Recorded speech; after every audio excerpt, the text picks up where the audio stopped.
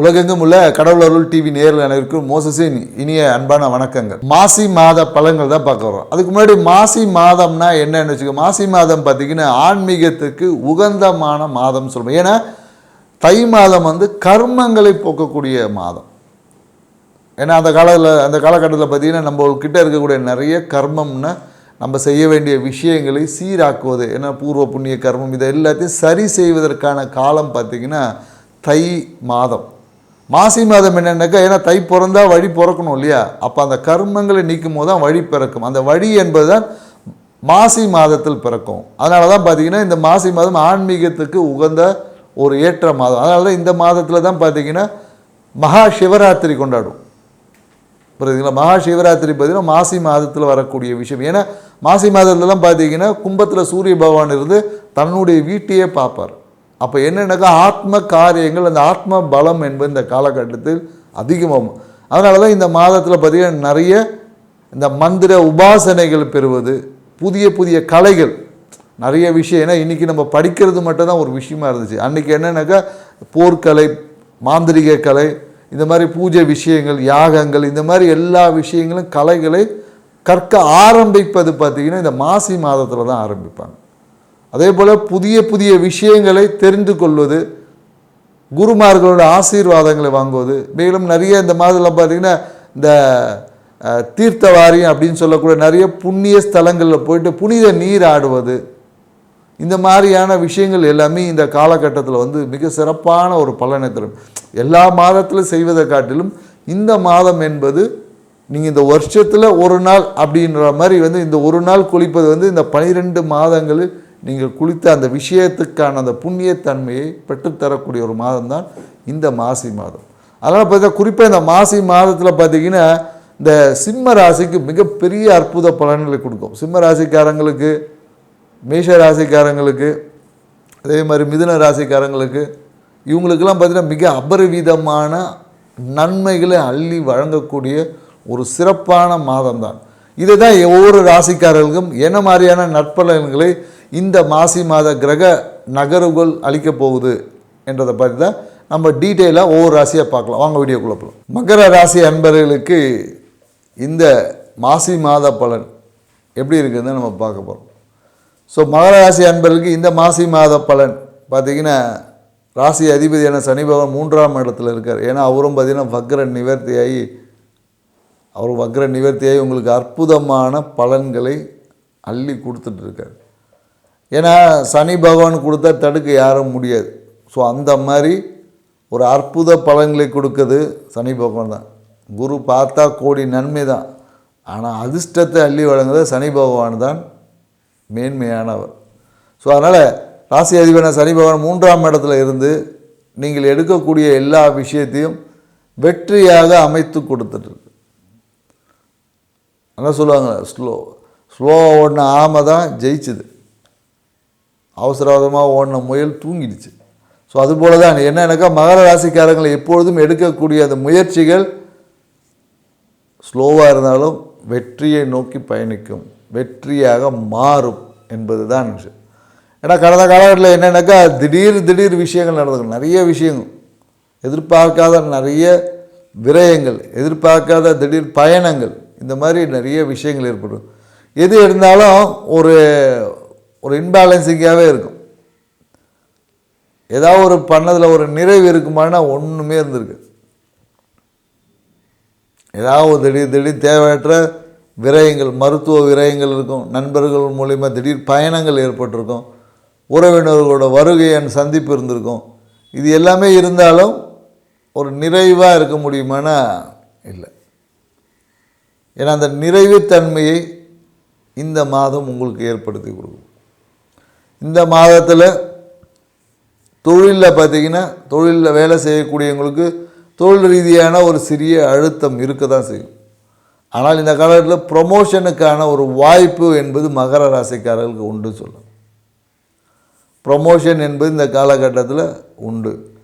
கடந்த காலத்தில் என்னென்னாக்கா வீடு சார்ந்த விஷயம், வாகனம் பார்த்திங்கன்னா ஏதாவது ஒரு விஷயங்கள் சர்வீஸ் செய்யக்கூடிய வாய்ப்பு ஏற்படும், சர்வீஸ் செய்து பழுது ஏற்படுத்தும். அதை எல்லாமே இந்த காலத்தில் சரி செய்து ஒரு மகிழ்ச்சிகரமான விஷயங்கள் இருக்கும்.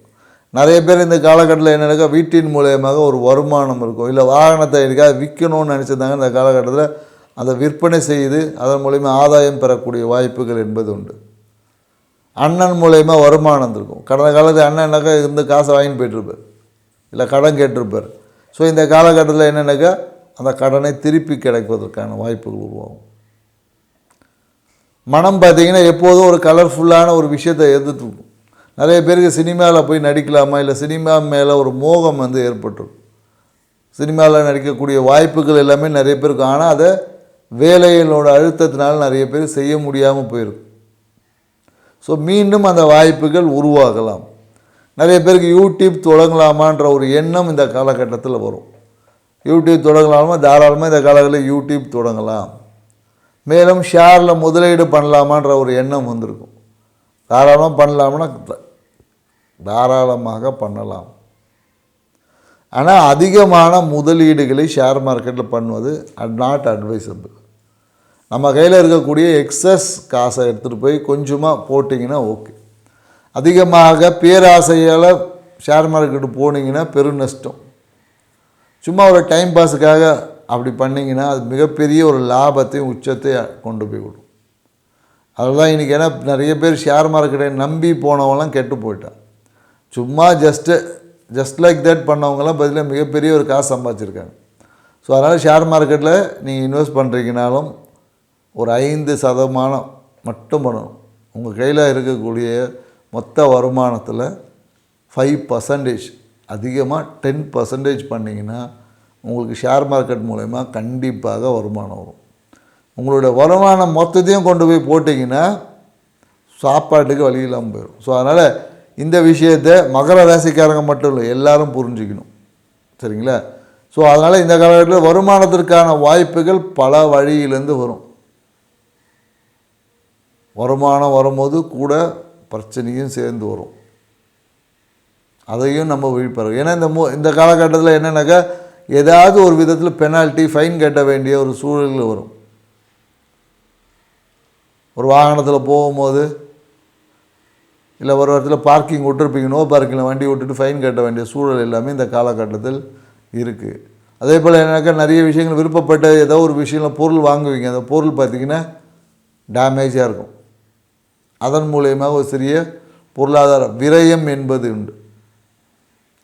நிறைய பேர் இந்த காலகட்டத்தில் மருத்துவத்துக்காக ஒரு விரயம் செய்வாங்க, இல்லை இவங்களுக்காகலாம் அடுத்தவங்க பிரச்சனைக்காக ஒரு விரயம் செய்யக்கூடிய விஷயம் இல்லை.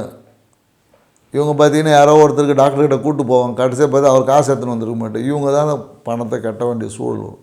நண்பர்களுக்காக கடன் கொடுக்கக்கூடிய சூழல், கடனாக இவரே கடன் கொடுத்துட்டு இவரே காசு செலவு பண்ணக்கூடிய ஒரு சூழல் என்பது இந்த காலத்தில் வரும். ஸோ எதிர்பாராத திடீர் அதிர்ஷ்டமும் உண்டு. எதிர்பார்த்த விஷயங்களில் சின்ன சின்ன தடைக்கு அப்புறம் வெற்றிகளும் உண்டு. ஸோ மனம் இந்த காலகட்டத்தில் என்னன்னாக்கா வருமானத்தை பற்றின விஷயத்தை டெவலப் பண்ணுறது, குடும்பத்துடைய வளர்ச்சி எப்படி பண்ணுறது, இந்த மாதிரியான விஷயங்கள் அதிகமாக இருக்கும். நிறைய பேர் இந்த காலத்தில் என்னாக்கா குழந்தை பேரில் ஒரு கம்பெனியை தொடங்கி அதன் மூலயமா மிகப்பெரிய ஒரு லாபத்தை ஈட்டக்கூடிய வாய்ப்புகள் என்பது இருக்குது. குழந்தை பேரில் கம்பெனி தொடங்கக்கூடிய வாய்ப்புகள் இந்த காலகட்டத்தில் இருக்குது. குழந்தை பேரில் கம்பெனி தொடங்கினா மிகப்பெரிய ஒரு வளர்ச்சி என்பது உண்டு. ஸோ நீங்கள் எண்ணிய வருமானத்துக்கான பல வகையில் வருமானம் வரும், அதே போல் செலவுகளும் உண்டு. ஸோ இந்த காலகட்டத்தில் நீங்கள் என்ன பண்ணணும்னா வீட்டுக்கு அருகில் இருக்கக்கூடிய அனுமர் கோயிலுக்கு, ஆஞ்சநேயர் கோயிலுக்கு போயிட்டு டைம் கிடைக்கும் போதில் ஏதோ ஒரு விஷயங்கள் குழந்தைகளுக்காக சும்மா ஒரு புக்ஸ் வாங்கி கொடுக்குறது, அங்கே இருக்க பசங்களுக்கு ஒரு இனிப்பு வழங்கி கொடுப்பது, இந்த மாதிரியான விஷயங்களை செய்வது வழியாக உங்களுடைய வளர்ச்சியை அதிகரித்துக்கலாம். ஏன்னா எல்லாரும் இன்றைக்கி போய் எதோ பண்ணுறோம், ஆனால் எது பண்ணால் தன்னை மேன்மைப்படுத்திக்கணுன்றது தெரியாமல் பண்ணிகிட்டு இருக்கோம். ஏன்னா ஒரு விஷயம் வெளியே போனால் தான் இன்னொரு விஷயம் உள்ளே வரும். ஸோ அப்போ நமக்கு இந்த தானம் தர்மங்கள் எல்லாமே சொன்னது என்னென்னாக்கா ஒரு விஷயத்தை நம்மக்கிட்டேருந்து விலக்குனா தான் மிகப்பெரிய ஒரு விஷயம் நம்ம கையில் வரும் அப்படின்றது தான் நம்ம முன்னோர்கள் நமக்கு சொன்னது, இயற்கையோடைய புரிதல், இயற்கையோட விதின்னு சொன்னது. ஸோ அப்போ என்னென்னாக்கா தானம் தர்மம் செய்வது மிக சிறப்பான ஒரு பலனை தரும். ஆனால் அது எது தானம் செய்யணும், எதை தர்மம் செய்யணுன்ற ஒரு கேள்வி இருக்கு இல்லையா? ஸோ அதுதான் இங்கே முக்கியம். அப்போ மகர ராசிக்காரங்களுக்கு பார்த்திங்கன்னா குழந்தைகளுடைய படிப்புக்காக, குழந்தைகளோட முன்னேற்றத்திற்காக, குழந்தைகளோட வளர்ச்சிக்காக நீங்கள் செய்யக்கூடிய சிறு பொருளாதார உதவி கூட உங்களை இந்த சமூகத்தில் மிகப்பெரிய ஒரு வெற்றியாளராக வளர்ச்சியாக்கக்கூடிய தன்மைக்குள்ளே நகர்த்தி விடும். இந்த புரிதலோடு இந்த மாசி மாதத்தை கொண்டாடி பாருங்கள். உங்கள் வாழ்க்கை எப்பொழுதும் சிறப்பாக இருக்கும். சனி பகவான் உங்களுடைய ராசி அதிபதியாக இருந்தாலும் நீங்கள் இந்த பிரபஞ்சத்தில் சூரியனை போல மின்னிக் கொண்டே இருப்பீங்க. நன்றி, வணக்கம். கடவுள் அருள் டிவியை பார்த்தமைக்க நன்றிகள். மேலும் இது போன்ற தகவல்களை தெரிந்து கொள்ள கடவுள் அருள் டிவியை சப்ஸ்கிரைப் செய்யுங்கள். மறக்காமல் பெல் ஐக்கானை கிளிக் செய்யுங்கள்.